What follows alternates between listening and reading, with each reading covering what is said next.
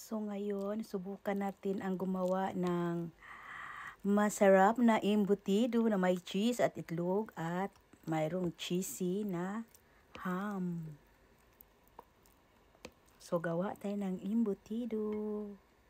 So tikman natin ang ating embutido na masarap na embutido.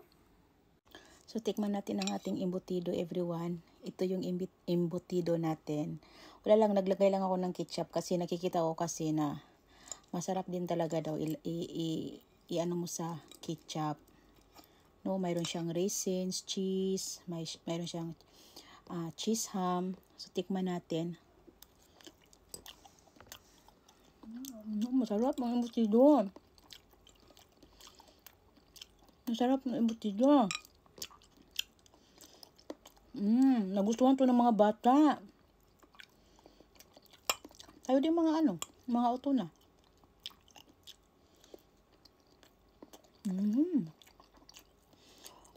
Masarap. Order na kayo. Ang sarap ng embutido ko. Look, so yummy ang ating embutido at pipirituhin na lang natin siya. So, excited!